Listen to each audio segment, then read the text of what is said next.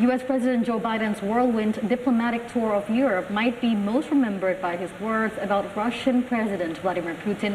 This man cannot remain in power. 2 days after his utterance, Biden clarified that although he won't back down from the sentiment, the U.S. did not plan to take Putin out of office. VOA's Anita Powell reports from the White House on what this means as this Ukraine conflict enters a second month. After 3 days of lengthy meetings and delicate negotiations, firm agreements and fervent promises, it all came down to 9 words about Russian President Vladimir Putin. For God's sake, this man cannot remain in power. Back in Washington on Monday, Biden defiantly defended his words, but clarified his intent. I'm not walking anything back.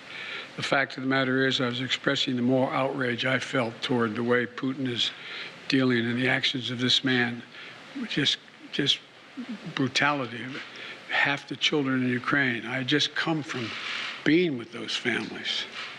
But I want to make it clear, I wasn't then, nor am I now, articulating a policy change. I was expressing the moral outrage that I feel, and I make no apologies for it. But analysts say this is dangerous talk for American diplomacy. This is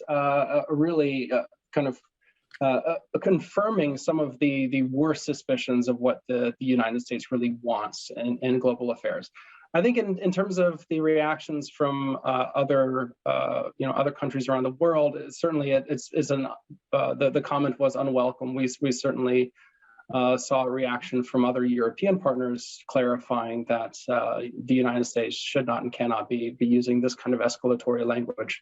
And so I think, unfortunately, the comment is one that is going to reverberate still for a number of days and weeks.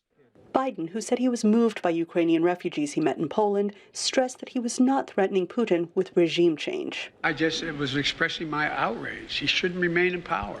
Just like, bad people shouldn't continue to do bad things.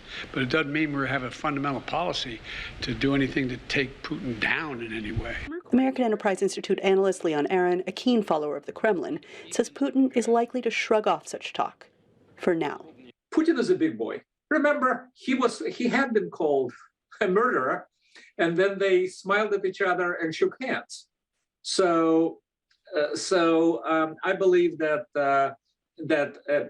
in the long run, I don't think it's going to hamper anything. Now, to say that he'll forget it, no, of course he won't.